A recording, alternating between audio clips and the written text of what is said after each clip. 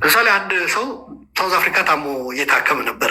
አንድ የመከላከያ ሰው የትግራይ ሰው ነው፣ የህወሓት ታጋይ ነበር እና ሌሎች አይጠይቁኝም ነበር እና አብይ ለትምህርት መጥቶ እዛ ደቡብ አፍሪካ ከኔ ጋር ብዙ ቀን አሳልፏል አለኝ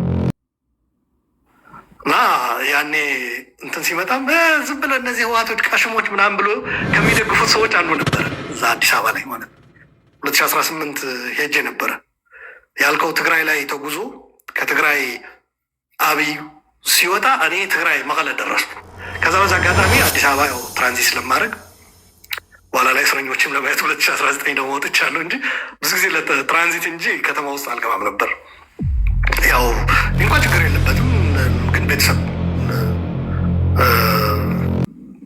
ያው ቤተሰብ እንትን ይልሃል ይሰማና አቀናብረው ራሱ የደህንነት ሰዎች እዛ እንትን ምናምን እንዲህ ብለውናል፣ ባይሄድ ጥሩ ነው ብለዋል ምናምን ይባላል። ግን ይሄን ነበር እና ለማንኛውም ያኔ 2019 ቴመችን ማቋቁመን ነበር እና ጉብኝቱ ጥሩ ነበረ። ለሚዲያውም ጥሩ ግብአት ሆነው ኦኤምኤንም ላይ አዲስ አበባ ላይ ቀርብ ያለው። ለማንኛውም ግን ምን ልል ፈልጌ ነው 2018 አገኘሁት ያ ሰውዬ እና ቁም ነገረኛ ነው አለኝ። እነዚህ መቀለ ሄደው የሚጮተዋቸው አለኝ። በነገራችን ላይ ጦርነት ተፈጥሮ በኋላ ላይ ሄዶ በትግራይ ሳይድ ተሰልፎ የተዋጋ ሰው ነው እየነገርኩ ያለሁት አብይን የተፋለመው ማለት ግን ያኔ ግን በቃ ሂዝ ራይት ፐርሰን አይነት ነገር አቋም ነበረው። እዛ ላይ ደግሞ ሌላ ብሔሮችም እኮ ሲጀመር እኛም ያሳደግነው ልጅ ነው፣ ከሌላ የመጣ አይደለም። ቻይልድ ሶልጀር ሆኖ ጆይን ያደረጋቸው የ14 ዓመት ልጅ ምናምን በ14 ዓመት መሳሪያ መያዝ አይቻልም በህግ ግን ቻይልድ ሶልጀር ሆኖ ነው ጆይን ያደረገው እና ያለ በመከላከያ ውስጥ የፈጠራቸው ጓደኝነቶች አሉ።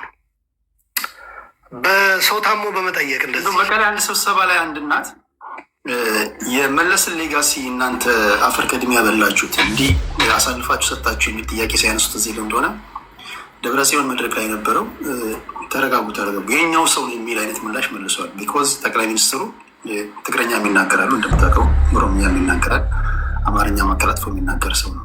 ቋንቋ ጠቅሞታል፣ ምንም ጥያቄ የለውም።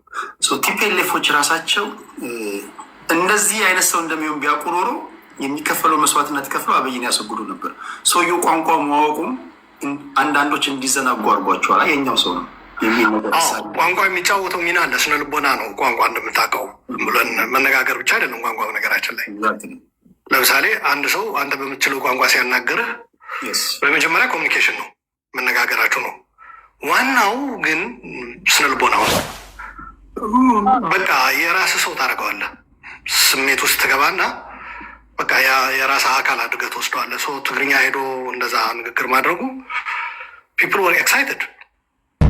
እኔ እንደነገርኩ ፍሮም ዴይ ዋን ተቃዋሚ ነበርኩ ሰው ስለሆንኩ እዛ ላይ የለውም። እዛ ስሜት ውስጥ እዛ መንቦጫረቅ ውስጥ አልነበርኩም።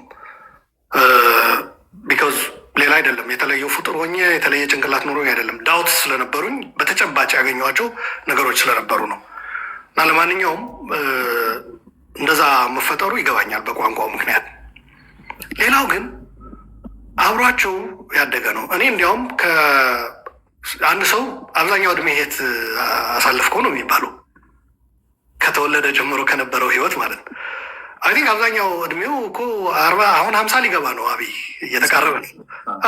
የ14 ዓመት ልጅ ሆኖ የገባ ሰው እኮ 36 ዓመት ከኢህአዴጎች ጋር ያሁኑ ከጨመር ነው ቲፒኤልኤፍ ሲመሰረት ያልተወለደ ሰው ነው ያ። ስለዚህ አብሯቸው ነበረ ያሳደጉት ሰው ነው። ኢሳያስ ግንቦት ሰባቶች ሄደው ይሄ ልጅ ሰውዬ እናገናኝ ሲሉት ምን ይሄ ህወሓት ወያኔ ያሳድገው አይደል እንዴ ምናምን አልፈልግም ብሎ ነበር። ከዛ እነሱ ነግሯቸው የነበረ ነገር ተጠቅመው አይ ይሄ ሰውዬ እኮ እዛ ሆኖ ለእኛ ሲሰልል ነበር አሉት።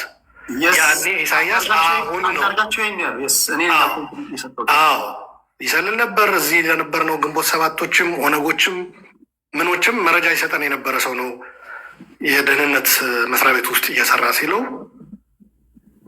አይ ቲንክ አይ ክን ዱ ቢዝነስ አለ ኢሳያስ ያኔ።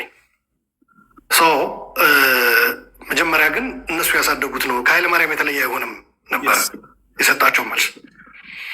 ለማንኛውም እዛ አብሯቸው ያደገ ቋንቋውን መቻሉ በህዝቡ በትግራይ ህዝብ እኮ ፖል ተደርጎ ነበር። በነገራችን ላይ ፖል ተመልካቾች እንደረዱት ምርጫ ሊካሄድ አክቹዋል ዋናው ምርጫ ሊካሄድ ከዛ በፊት ለመገምገም ለማወቅ ውጤቱ ወዴት እያመራ እንደሆነ ለማወቅ የሚደረግ እንደ ሰርቬይ አይነት ነገር ማለት ነው። እና መቀለ ተካሂዶ ነበረ። አንድ ተቋም ስሙን ረስቼዋለሁ፣ በኢትዮጵያ ደረጃ ያለ ተቋም ነው።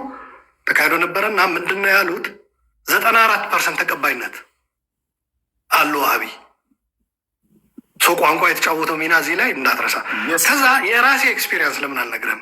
መቀለ ገባሁ አይደል? እሱ እንደወጣ እንደ ዛሬ ወጥቶ እንደ ነገ ነው የገባሁት እኔ። ከዛ እኔ ምን ወዳለው ጓደኞች አሉኝ፣ ባለስልጣናት፣ አጃቢም፣ መኪናም ችግር የለብኝም።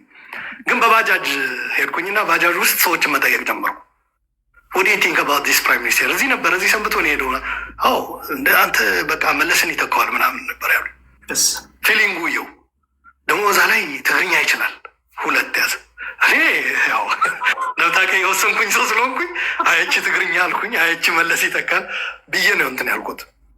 እና እንደዛ አይነት ስሜት ነበረ። 94% የሚለው ነገር ደግሞ አክልበት እዛ ላይ። ከዛ በየቦታው የትግራይ ተወላጅ ሆኖ የህወሓት ታጋዮች የነበሩ ወዳጆችም ደጋፊዎችም እንደነበሩት መሳት የለበትም እዚህ ላይ። በኋላ ላይ ከቲፒኤልኤፍ አልፎ ቲፒኤልኤፍን ይተቹ ነበር እነዛ ሰዎች። በነገራችን ላይ ወጥተው ከቲፒኤልኤፍ በቃ ልክ ነው እሱ የሚያደርገው ትክክል ነው፣ እነዛ እዛ የሄዱት ተዋቸው እብዶች ናቸው የማለትም ነገር ነው። በኋላ ላይ ግን ይሄ ነገር ውጭዝ እኔ ያዝኩት ማለት ነው ፍንትው ብሎ መጣ። ትግራይ ሆነ። እኔ ልንገርህ ትግራይ ይቅርና ህወሓትን ራሱ በጅምላ መታገልም ስህተት ነው ብዬ ነው የማምነው። ከህወሓት ራሱ ወዳጅ ደጋፊ በሚያስማሙ ነገሮች ሊስማማ የሚችል ኃይል ማግኘት ይቻል ነበር። ራሱ ሚል ነበር እኮ በየመድረኩ የተወሰኑ ናቸው እምቢ ያሉኝ እንጂ እኮ ከህወሓት እኮ ኢቨን ወደቱ ላይ ሊሻሉ አሉ ብሎ ነበር።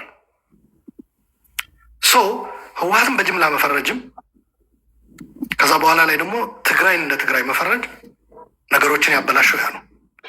አብይ ስሜታዊ እየሆነ ሄደ። ለመሆኑ ይሄ መጥቶ ሞተር ወርቅ ምናምን ያለን ሰውዬ ነው እንዲህ የሚለው እስኪል ድረስ ሰው ደነገጠ። በተለይ አሜሪካ መጥቶ ያቺ ጥያቄ ያው ጥያቄ አትበለው ቃሪያ ነው ያቀበልኩትን ያኔ ያችን ቃሪያ ሲቀምስ አበደ። መሪ ደግሞ እንደዛ ነው የሚፈተነው። እኔ መሪ በሆይሆይታ በጫጫታ ጊዜ በማርና ቅቤ ምናምን መሪ በዛ አታውቀውም። መሪ የሚለካው ፈታኝ በሆኑ ነገሮች። አሁን ለምሳሌ መለስ ያ ሁሉ ብቃት ኖሮት የተፈተነባቸው ወቅቶች ነበሩ። ያደረጋቸው ወጣ ያሉ ንግግሮች ነበሩ፣ ኢትዮጵያውያን የሚተቹት ማለት ነው።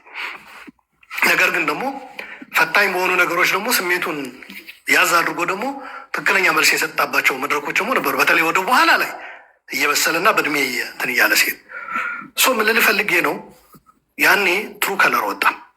ከአሜሪካ እንደተመለሰ ምን እንዳጋጠመ ታውቃለህ? መቀለ የሄደ ጊዜ የተወሰኑ ቃል ገብቶ ነበር ለህዝቡ። ውሃ እንኳን ሊሰጧቸው አልቻሉም የምትል ነገር አመጣ። ሉክ ህዝብ የምትይዝበት መንገድ ያ ነው። ግብግብ አይደለም ከህዝብ አይደለም ከህወሓት ጋር ራሱ ግብግብ ጥሩ አይደለም ባይነኝ።